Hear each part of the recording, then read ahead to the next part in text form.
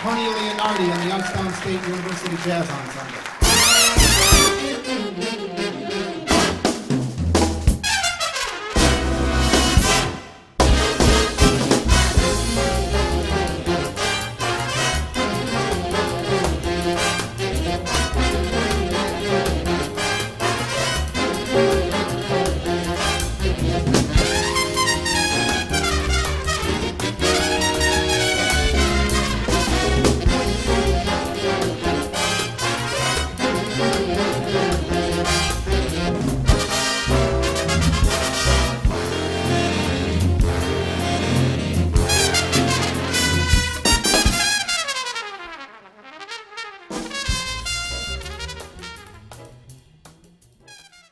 For over half a century, Harold Danko has established himself as a distinguished pianist, composer, and bandleader, collaborating with legendary artists at prestigious jazz venues all over the world, as well as in recordings, television, and video. Harold was featured in performances with legends such as Thad Jones, Mel Lewis, Jerry Mulligan, Lee Konitz, and as well as on James Moody's Giant Steps and Chet Baker's 1987 Tokyo concert. More than 30 of Harold's own albums have been released on the Steeplechase and Sunnyside labels, and his catalog of original compositions have earned ASCAP awards since 1980. Based in New York City during his freelance days in the 1970s and 80s, he performed and toured internationally with the likes of Liza Minnelli, Chris Connor, Anita O'Day, Sheila Jordan, Dee Dee Bridgewater, and Mel Torme. He has composed music for off-Broadway and television productions, as well as participated in over 100 recordings. Harold also holds Professor Emeritus status at the Eastman School of Music, where he chaired the Jazz Studies program for 11 years. He also served on the faculties of the Manhattan School of Music and other notable institutions. He is the co-founder of Jazz Haven, a nonprofit advocacy organization. Harold's latest releases on the Steeplechase label include the quartet CD release in March of 2021 called Spring Garden, and a follow-up solo piano CD released in June of 2022 called Right Notes. Both albums were inspired by the works of Igor Stravinsky's Rite of Spring. A third Stravinsky-inspired album called Trillium is due out in November of this year. Harold met my father, Tony Leonardi, at YSU in the mid to late 1960s, at a time when what would become a nationally renowned collegiate program was just a small group of musicians rehearsing where and when they could under my father's direction. In 1969, the year that Harold graduated from YSU, Tony's YSU Jazz Ensemble was formally established, and they performed their very first concert in Strauss Auditorium. Although 2 years have passed since the time that Harold and I conducted the interview you're about to see, I am posting it now to promote the upcoming alumni reunion tribute concert I am organizing with the help of alumnus Bill Bodine and the director of the Dana School of Music at YSU, Joe Carucci, in honor of my father and his legacy. The Tony Leonardi Legacy Alumni Reunion Tribute Concert will be held the weekend of August 4th through 6th of 2023 and will feature alumni as well as Harold Danko, who will be a featured performer in this concert. I hope you will join us then, but for now, here is my interview with Harold Danko, recorded in April of 2021.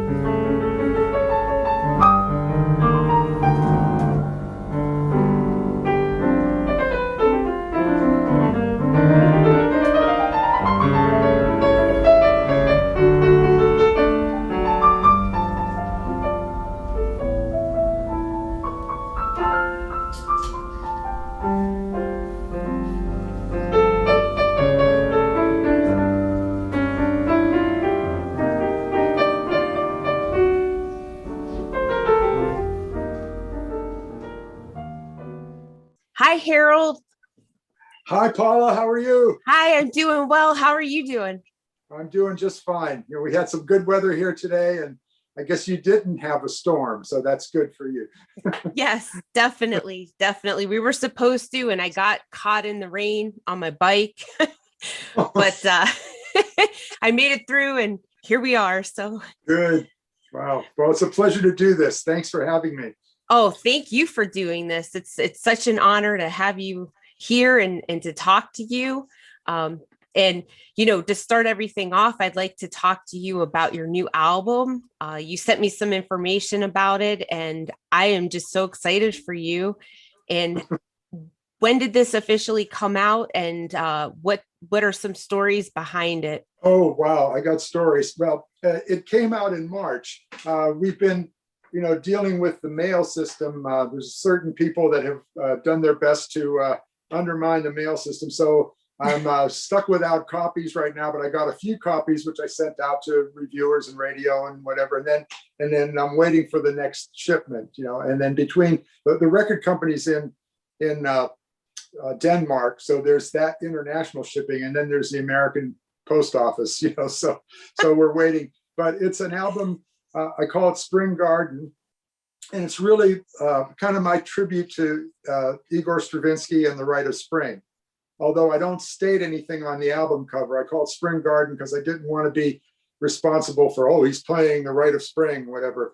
But it's very much influenced by, my last 50 years of being obsessed with the Rite of Spring since the first time I heard it.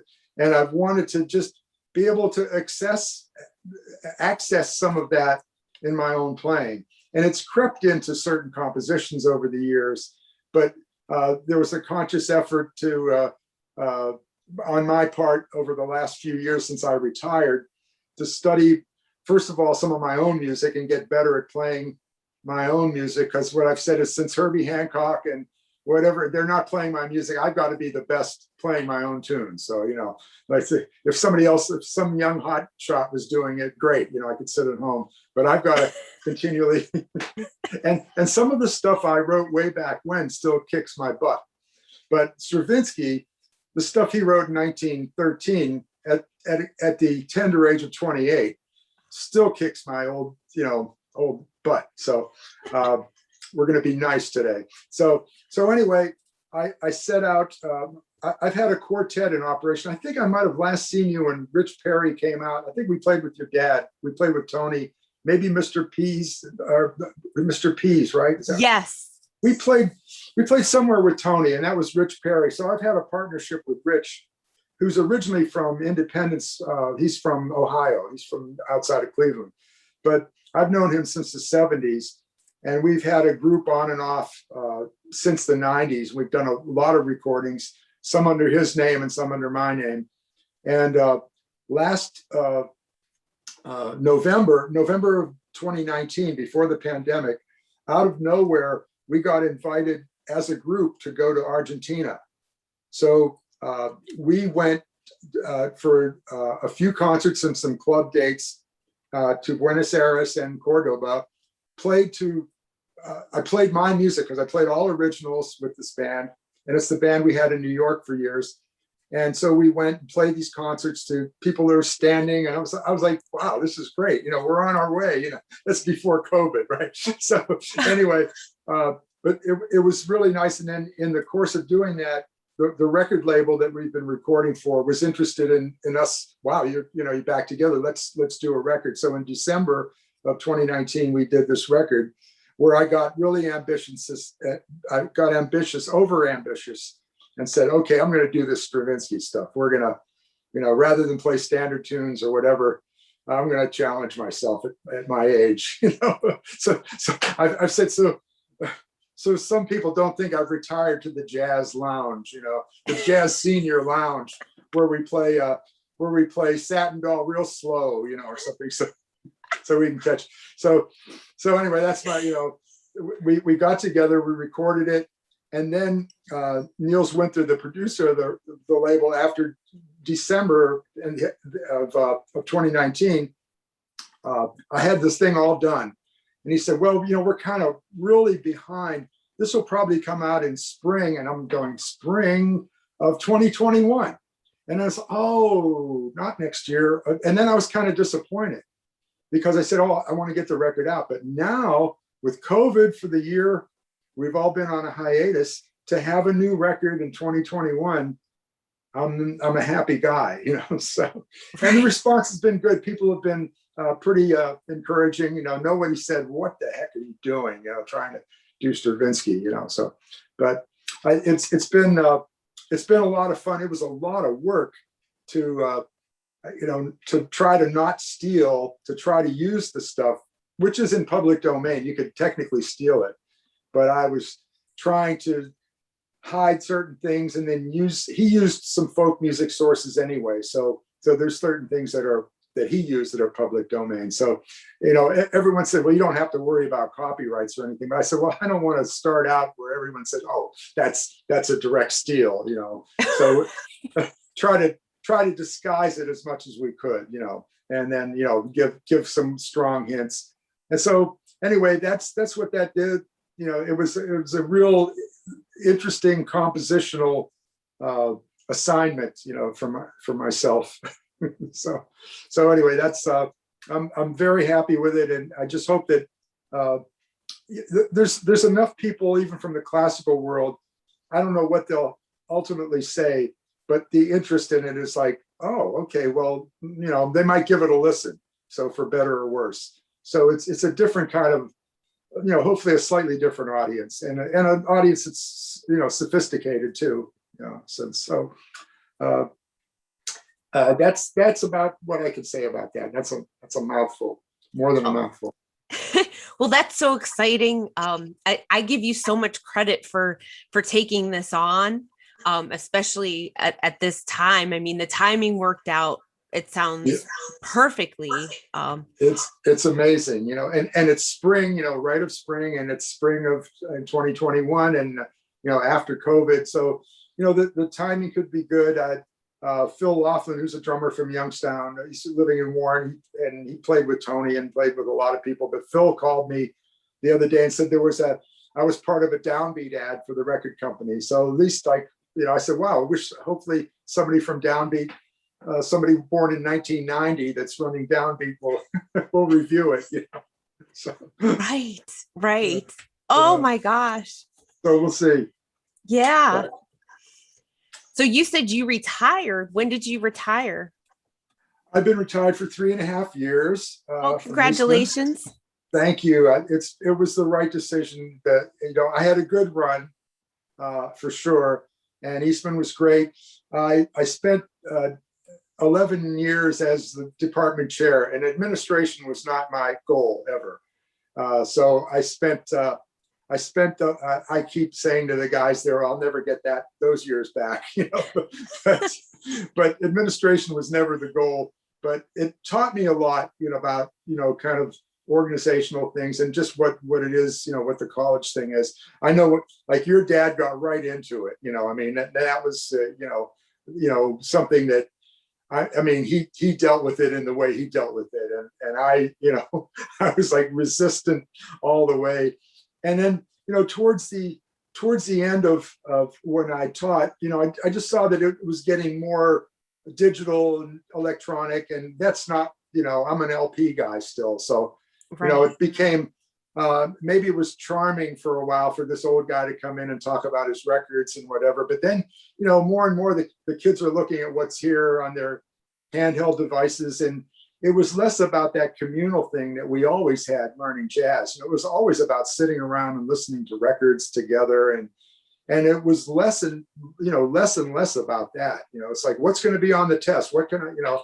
And then, you know, and it's like, you know, that's not the way.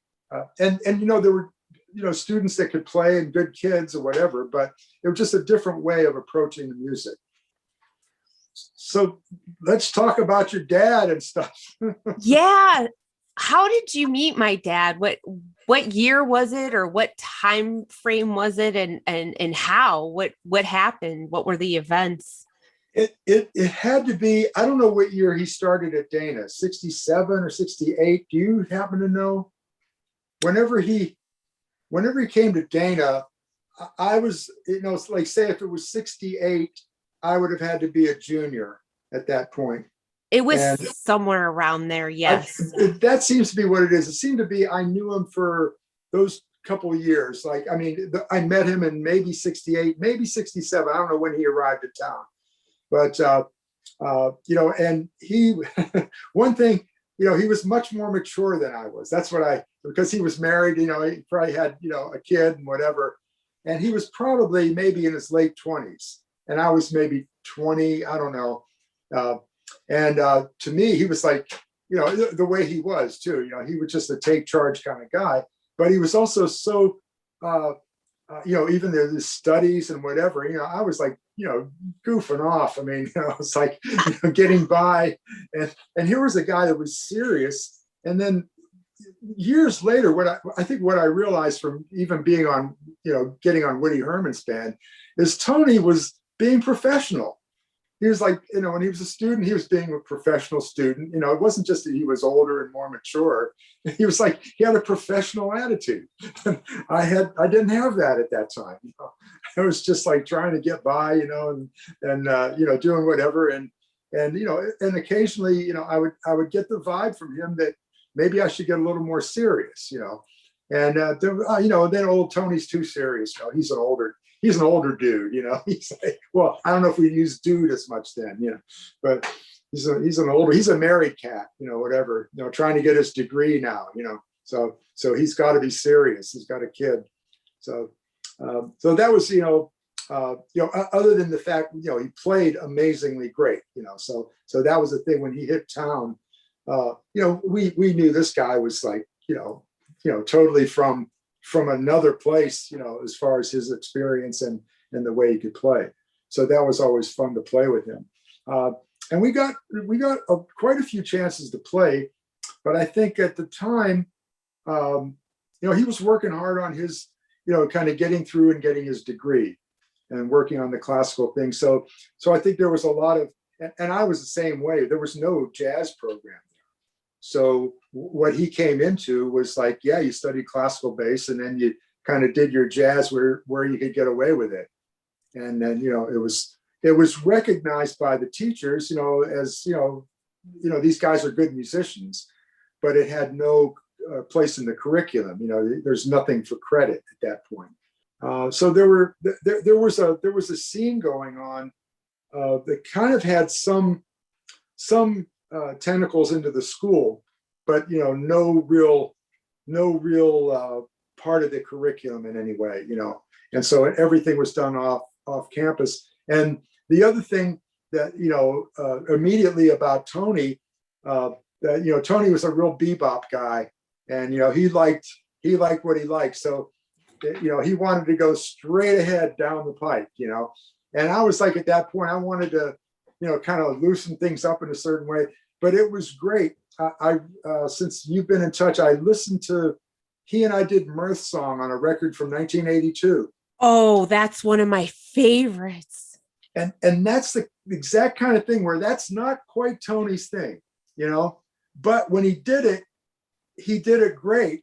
And I was like, yeah, I'm stretching him, and he loved it. Because he had enough confidence in me by that time. I think early on, part of what he might have felt in Youngstown and coming to that is he maybe didn't have the confidence in everybody to be able to do that. But I had that attitude. It's like, hey, anything goes, like let's stretch it out here. And Tony would be like, okay, yeah.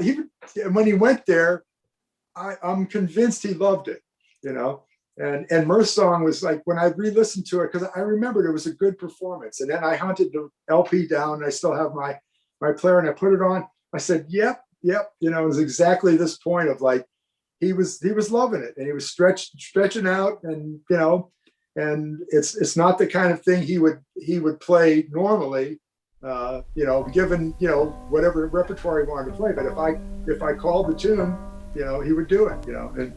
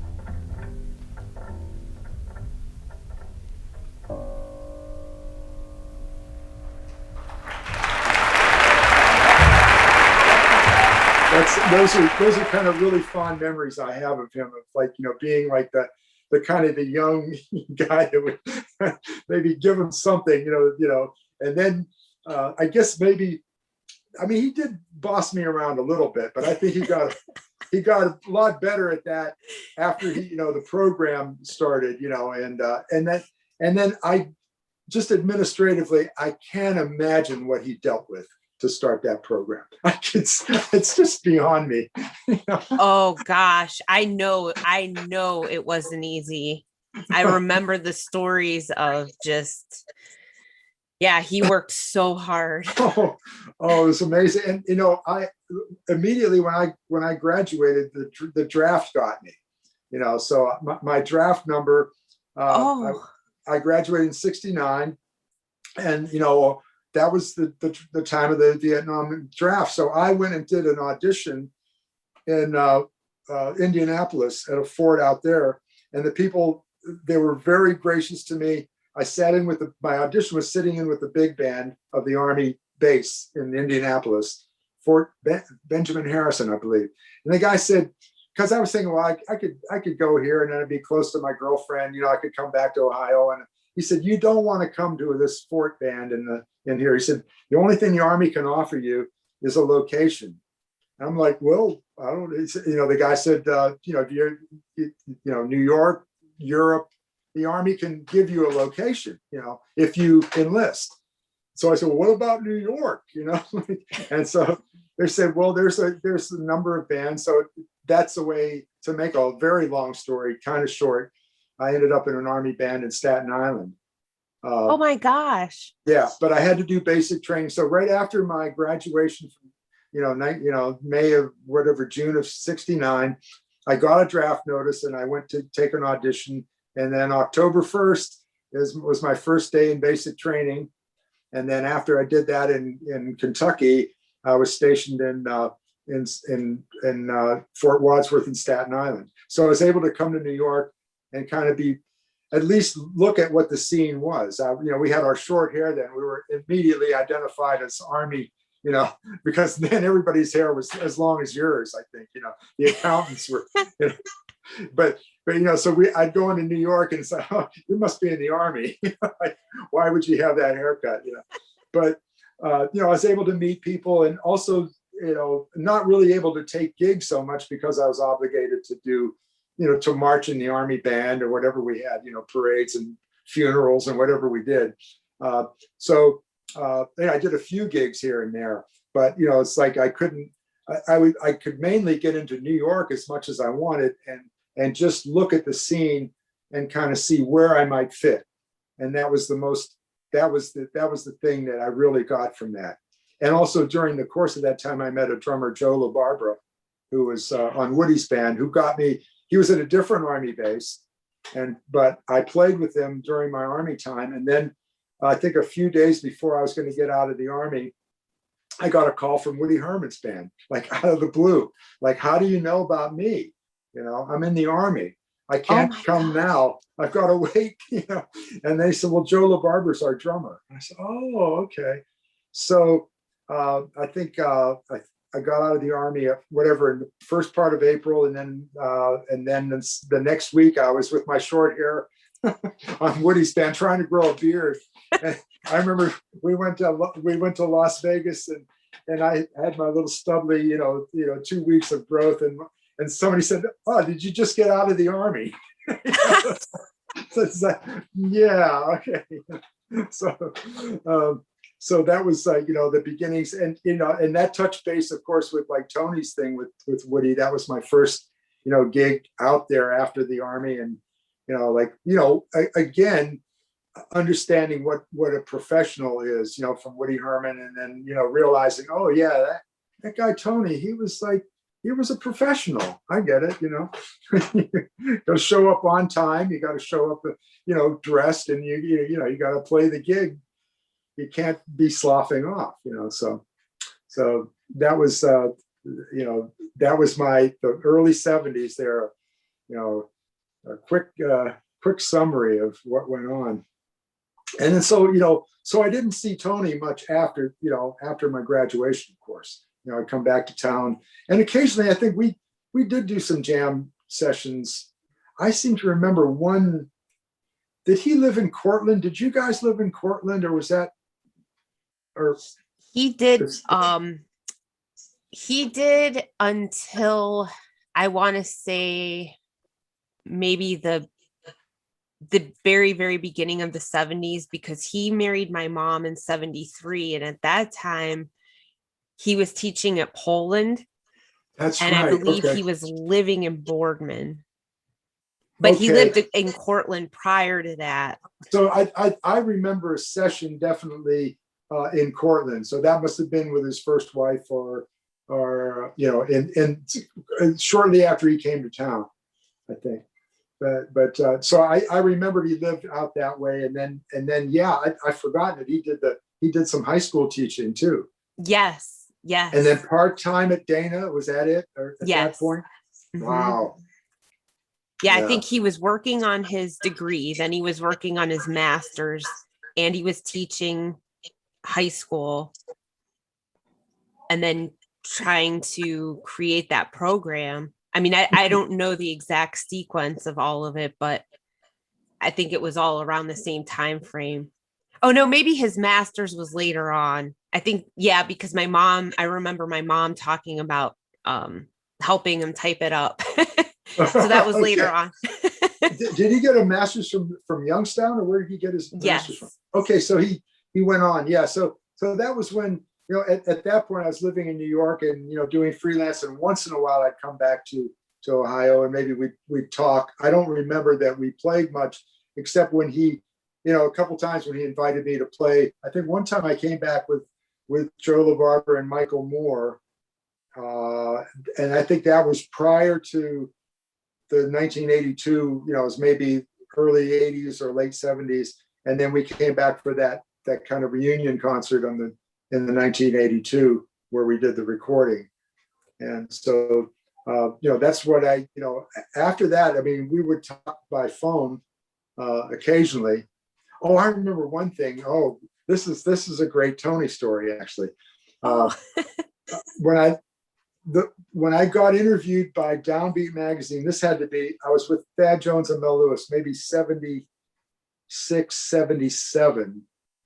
And I got an interview for Downbeat from this guy, Arnold J. Smith. And he just interviewed me, asked me a bunch of questions, and I answered them. And then he put the article together. I didn't know what it said. I didn't know when it would be out. But I had mentioned to Arnold J. Smith that I had taken up the bass for a while in Youngstown. And so anyway, I'll flip to like, I'm sleeping one morning in my loft in New York, and I get this call, and it's Tony on the phone, steaming mad at about 8:30 in the morning, saying, "Boy, you got some kind of ego, whatever." And it's just like, "Who's this?" Whatever. And it's like, "It's Tony, man. Cursing or whatever. Who do you think you are?" And whatever. And I said, "Tony, what's going on? What's going?" He said, "Well, the Downbeat article." He said, the first. He said, "You say you took up the bass in Youngstown and you became the second best bass player in Youngstown." He said, "Was I the first best bass player?" And I said, "Tony, I don't even know what you're talking about." I said a bunch of stuff, and so that article, it does start out with like the first things I say is, I was in Youngstown, Ohio. I started playing the bass, and then I became the second best bass player. And it was just off the cuff in the middle of the interview, but the guy starts off the article with this egotistical thing. And that was like my wake up call with Tony. Like, what are you talking about, man? And then he calmed down. He told me what it was. And then we did speak after that. I said, "Man, that was like, this guy just interviewed me." I said a bunch of crap, you're talking and talking. And what had really happened was like, there was a drummer who played piano after that. Did you know Billy Tragerser at all? Oh, I don't remember him personally, but I remember stories about him. Yeah. So Billy T was my good friend. Billy T died maybe 8 or 9 years ago already in Las Vegas. But he was a multi-talented. He played drums with me for a while, and Tony played bass. And then when I left town, Billy became the piano player in town because he was a composition major, and he was the tenor soloist in the chorus and whatever, singing, opera or whatever. He could play trumpet, drum. I mean, he was like one of these multi-talented guys, and he wrote a lot of songs. He wrote a lot of pop songs. I think he was musical directed for Paul Anka and people like that, and ended up in Las Vegas, which none of us could believe. He actually sang for a while with Chick Corea when what was her name? Flora Purim was pregnant or something. Billy did a tour, and somebody just recently sent me, because Chick recently died, and somebody sent a thing of Billy singing one tune with Chick in Europe. My gosh. Yeah, but he was this crazy talented guy. So Billy, we had a good friend named Janice Aubrey, who I'm still in touch with, who was at Dana. She was an amazing sight reader, and she played shows at the Youngstown Playhouse. And so this is my bass story. So, I was goofing around the bass, and for education, you have to play all the instruments. So the bass, I really love the bass. So Janice was using Billy on drums, and she played the piano for these Youngstown Playhouse things. And we did she was doing Paint Your Wagon and one other musical, The Fantastics. So she said, "I really need a bass player." And I said, "Well, I could play the bass, to do these shows and whatever." And so I ended up working like a 7-day, whatever schedule was for Youngstown Playhouse. I worked maybe a few weeks as a bass player playing 2 musicals. And I just brought this up to Janice about a month ago. She said, "I don't remember that at all." I said, "No, I played bass at the Youngstown." So my whole point with this interview was I took up the bass, and then I actually got gigs, and, I guess I said, I became the second best bass player in town. Of course, Tony was number 1, but I mean, it was a big gap, So I cannot believe he called you. Oh yeah, there's an accountability. Oh my Yeah. gosh. But the whole thing was with me being sleep, whatever. I'm a real New York guy at that time. 8:30 in the morning is nothing. And then for a guy to say, "Well, was I the best bass?" I didn't even know what he was talking about. I was like, and I finally got the article, and then I was truly embarrassed and kind of, what did this guy, to pick that out. And then I learned from them, if I do interviews and stuff, please, let me look at the things to because that's a bad lead line.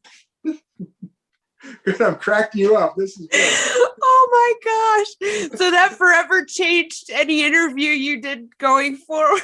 Yeah. I mean, I said, I gotta see this thing a little bit. I gotta see at least what are you leading with here? You say something off the wall, You don't want another phone call.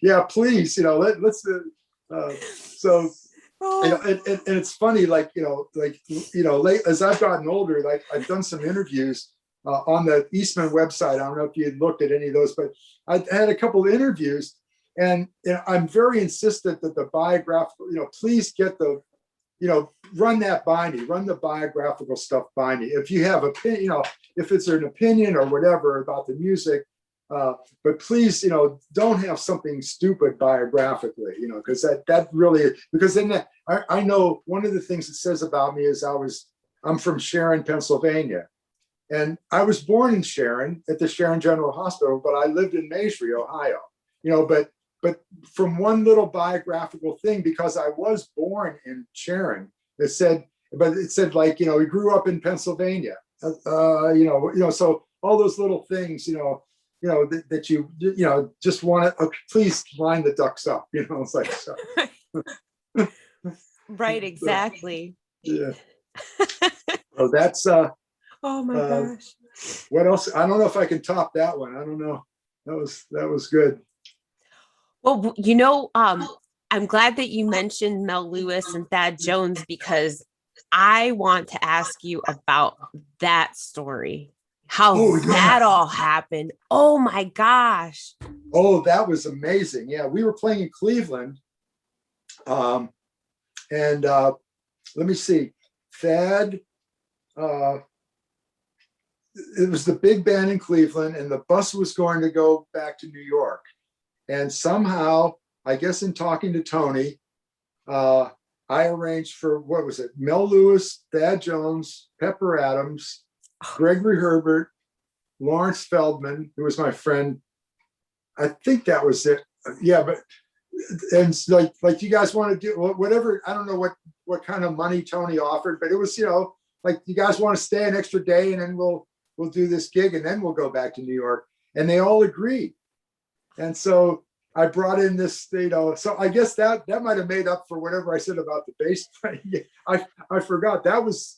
That was truly special. And I think Jim Masters or somebody do you know if that tape still exists? Yes, and I have a copy of it. I can send it to you. If you have a CD, you can make a CD or whatever, or what do you? I have digital, so I could share it over Google Drive, or I could burn it to a CD and mail it to you, whatever you prefer. But probably, yes, like I'm better at, if I have a hard, so yeah, if you could just burn a CD, yes. I'd love to hear that, because I know it was good, Oh my gosh, it's mind blowing. And for people that watch this interview that don't know, I mean, these are some of the most incredible jazz musicians of all time, like superstars, Michael Jackson caliber for pop. I mean, they're at the top, and you were performing with them, and you guys were in town, and then this all happened, and then you guys played at the concert at the YSU jazz ensemble concert, and it was so last minute, right? yeah it was because it was just one of those things where I think, I don't know how we arranged the transportation, maybe renting. I know Thad had his car, and there must have been a couple cars, or I went back and maybe stayed with my dad or something for a couple. I don't know. My mom was still alive, so I probably just went back and cooled out for a couple days, and then maybe the guys rented cars, because the bus was definitely going from Cleveland to New York. And it's just like, well, if you want a little side trip and we make X amount of dollars extra, and everyone went for it, So yeah, it was pretty amazing. And of course, I think we got to hang out with the Glenn Wilson and some of the guys who were in school at that time. And, Pepper Adams was there, and Glenn, So it was really kind of one of those things to bring that back, to my school. It was pretty cool. I know. And I actually have a photo of my dad with Thad Jones. It's framed and hanging in my great room. That's one of my favorite photographs. Oh, I'm so glad. Yeah, that's really great. Well, it had to be, I think also Ralph LaLama was there. And I think that's when he might have met Thad Jones. And, Thad would, casually, because I don't know if there were clinics involved, but somehow the guys were hearing some of these young players play from Youngstown. And then, Thad would just probably casually mention to Ralph, yeah, you got to come to New York, and Ralph did, shows up in New York. Okay, I'm here. Right. Right. And he's still there. He's still there. He's still the Vanguard band. So, all those kind of things that, you just kind of, you go about, your career and whatever, and you do, and then you realize people were there and it really, made a difference, and so, okay, I'll take a little credit for it. I ended up in upstate New York, so, he would tell us stories about Sal Nestico, his friend, and about the whole Syracuse area, and being Vinny Ruggiero, I think, is a drummer that played in. I'm sure Tony played with them, but he was a local legend in Rochester. And so all those guys had a Sammy Noto from Buffalo. There were this kind of upstate between Syracuse, Rochester, and Buffalo. There was this kind of guys going back and forth and doing gigs, and Tony was certainly part of that. And I know he was really great friends with Sal, who I think maybe Sal was originally from Syracuse. I'm not sure, but they all played up here. Joe Romano was maybe from Rochester. I'm not sure. Yeah, I think he was from Rochester. But there was these upstate guys, and Joe LaBarber was later. Joe and Pat LaBarber, the LaBarber brothers, are from a little south of here, Mount Morris, but they were kind of Rochester-based guys when they became professionals. And Chuck Mangione is from Rochester. So all those guys in that sort of upstate Italian gang, there's really, and it still exists up here. Well, speaking of that, I remember, the early 90s, seeing you play all the time, especially at Mr. P's. Now, where were you living at that point? Were you coming into town to do those gigs? Yeah, I lived in New York City until 1990 something. Let me see. The early 90s is when I had my son Julian. So we moved to New Haven, Connecticut in 1993 or something. He was born in 1992. Yeah, I think we bought a house out there because we just said, he was born in New York City, and I kept saying, look, where you're born in New York City, that's pretty good, But then we kind of got out. So I moved to New Haven. So at a certain point, I might have been coming in from New Haven if it was, after 92, 93. But before then, I'd lived from, the time I got to New York in 1970, say, till 92, I lived in Manhattan. So I was, commuting from there. Generally, I know for a long time I wasn't driving, so I just take a plane in, and then borrow my father's car, in a lot of those years.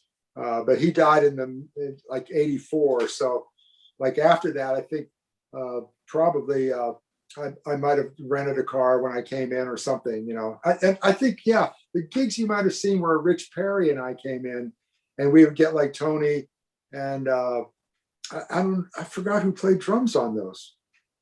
Was it Shedrick? I don't think it was Shedrick. Oh, I'm trying to think. Well, did you ever play with Daryl Pellegrini? Because he would come into town and play at Mr. P's. That's what I thought. It might have been him, because we were using, for a while in New York, I was using a group that was Daryl Pellegrini and Melissa Slocum. Oh, yes, I'm going to be interviewing her soon. Wow, say hello we say hello through different things. Her ex-husband just died, Ralph Peterson, Oh, who was a drummer. I think she has a daughter by him. oh Yeah, no. but they had been divorced for some time. Ralph was kind of an interesting character. I don't know much about him, but he was quite a great drummer, and I think they had a daughter. But for a while, I was determined to have a Youngstown group in New York. Well, and Rich Perry's from Independence, so it's kind of close.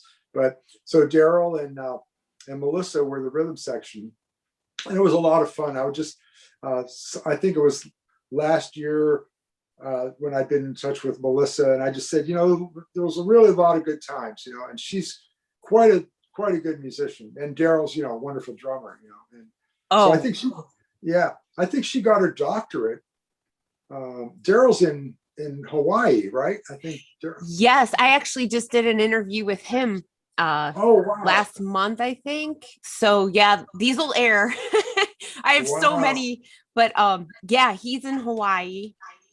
Wow, yeah. So that was fun, and I was hoping to record that group, but we had a mishap at Visiones where they canceled the gig on us, and we were supposed to, get recording equipment. It was just one of those, oh no, and then I had nothing, for a while. So, but we had that group, and I think in those Mr. P's, was there another club, something closer to downtown, Down Under, or yes, Hyatt Street Down Under. Hyatt Street, yeah. And what was it? There was an owner, I forgot her name. Therese. Therese, yeah.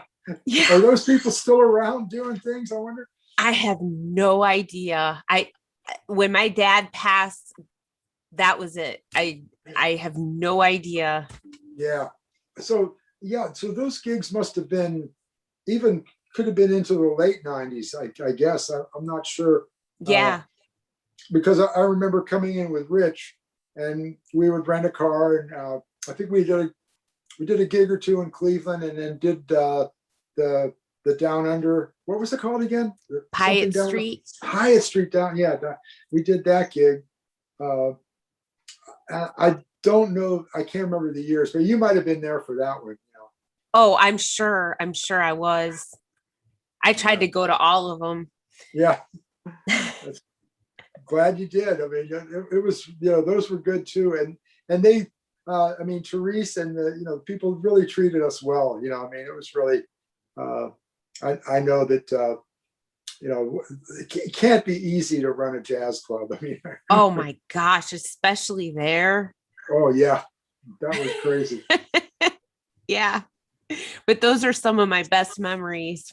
Yeah, well, that's that when those things happen, and that the sort of casual thing of jazz, and even like what happened with Thad and Mel and bringing them to Youngstown, those things that just kind of pop up, and you go with it, you go with the flow, and then you go on to the next thing. But those are amazing. And do you remember any specific things about my dad? We call them Tonyisms. Like, he would just have these sayings, especially when he was mad, that were just like, what? But they were so funny. Do you recall any of those, or anything from the gigs that you guys played? I'm just trying to think of I can't recall any specific sayings. I just remember kind of like,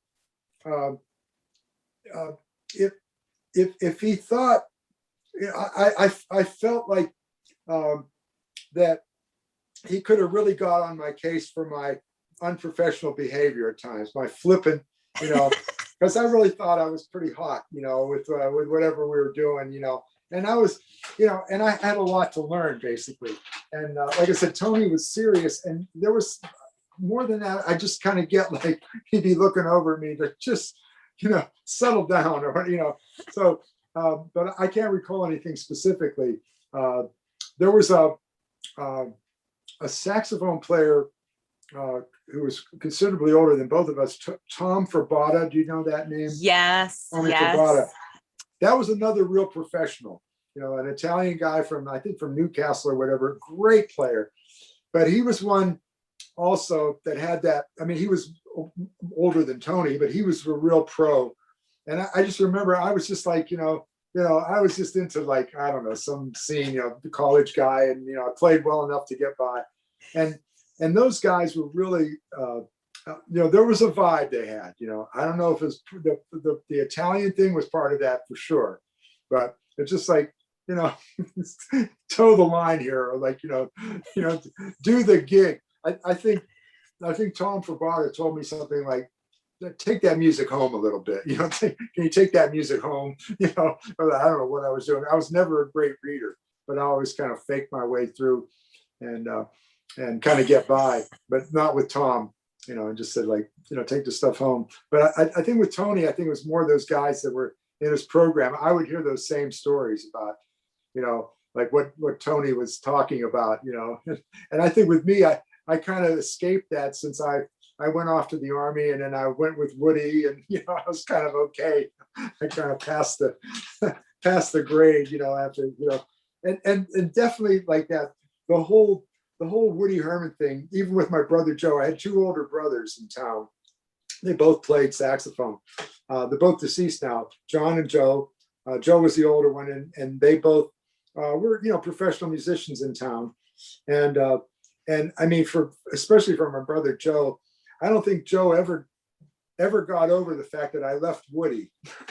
I mean, he thought like, why wouldn't you stay with Woody your whole life? Like whatever. But I mean, it was just really like, but Joe was so in my corner he took me to Idora Park, I think in 1962, way before you were born or something like that. I was a young teenager. We went to the big band plan at Idora Park. I saw Duke Ellington, Count Basie, Woody Herman. I saw these big bands in one summer. What? As a 12 or 13-year-old.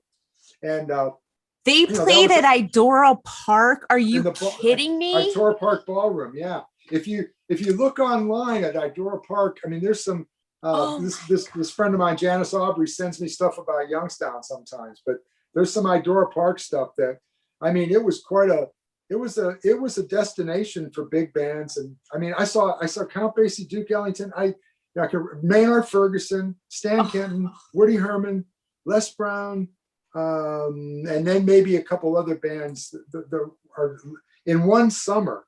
And I think it was like, I think the whole thing was, I think my brother paid like $12 for the season tickets or something. That was his gift to me or something. And I just remember, going there. So the whole thing of like Woody's band between my brother and Tony, it was like the finishing school. It's like, okay, he's been with Woody's band.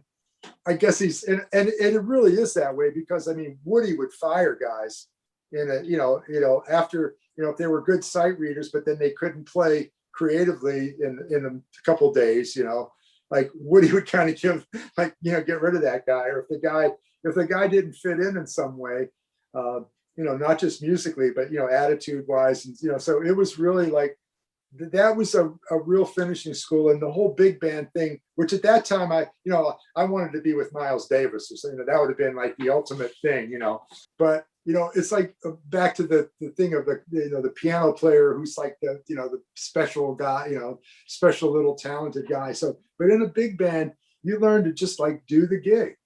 And then maybe you get a solo, maybe you get a few more solos than some of the guys, but it's a real good education for both your ego and also just like, like what is like a leader like Woody Herman, what does he want? Woody came over to me at my first recording session, and I had a little intro to something, a little blues, and I was trying to play everything I know. Like, wow, and then the band wasn't coming in quite right. It just like wasn't. So Woody, after 2 takes, comes over to me and says, "It's only an intro." And then I played something kind of simple. The band came in great, and it's like, oh, okay, it's so you're just part of, make this go right. This is not about you. This is about the band. And it's about. Like Woody some nights would come out and dance, because he was quite a good singer, which in the time I didn't appreciate as much as later on. I said, wow, he really could sing. and he could dance. He was a vaudevillian dancer. He could tell jokes. I mean, if things were not, he could front the band, and he could do more than just play the clarinet and saxophone. And the thing was that, the next night, I remember at the time he turned 60 while I was on the road. And I thought, like, he was still driving his Corvette. And I thought, like, how does this guy even how can he drive? I was like 25 years old or whatever. Like, how does he still blow air in the horn? And he'd arrive, and he'd know the best steak restaurant in town. He knew all the people. He'd come on. He wouldn't even warm up his own horn. Like the baritone player would warm up Woody's horns. Woody would grab the horn, play the first note totally in tune, directly.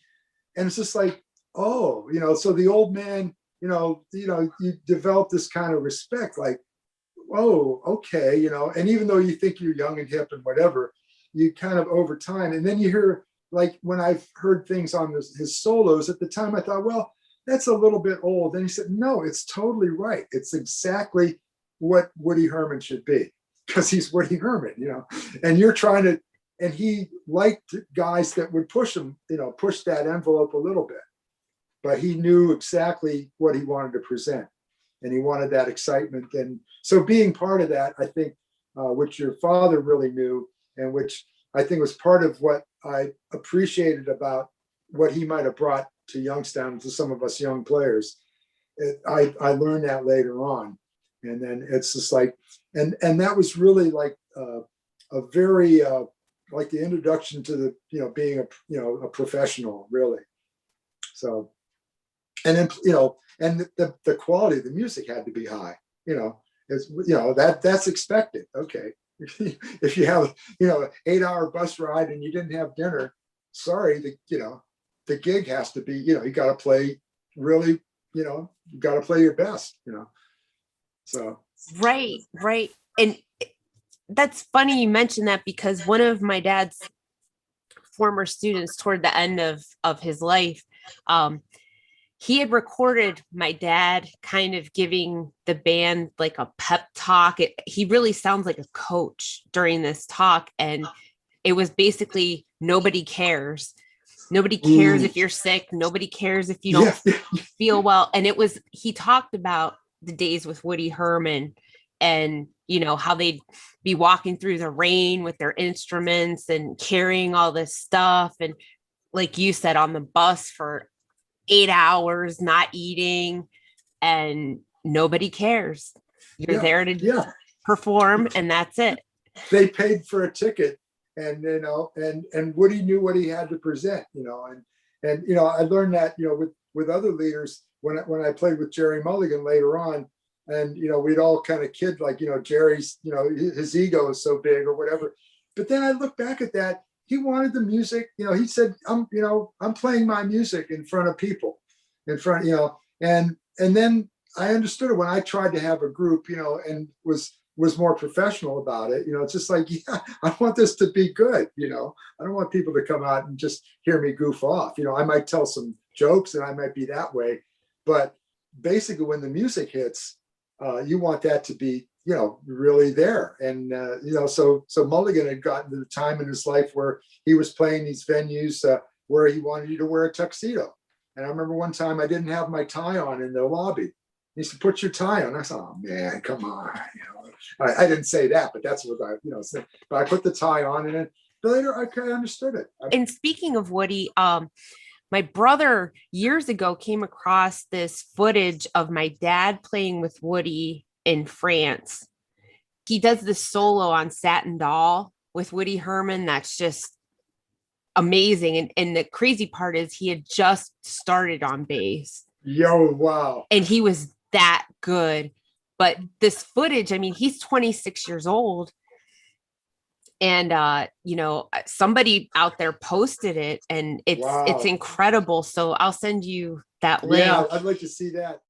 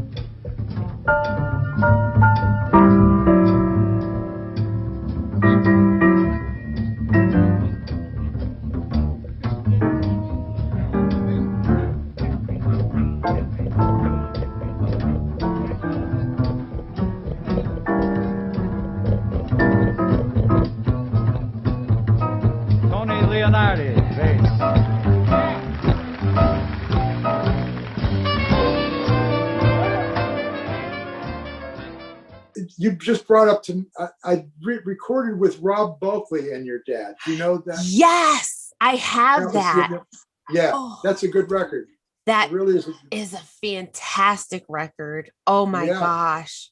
Yeah, so that was one of the other, I'd forget the year of that, but that's another thing where I definitely came back into town somehow and did some rehearsals and whatever with Rob. And I remember, that was a lot of fun doing that record. That was Bird-like. Bird-like, right. Yeah. Oh my gosh. Yeah.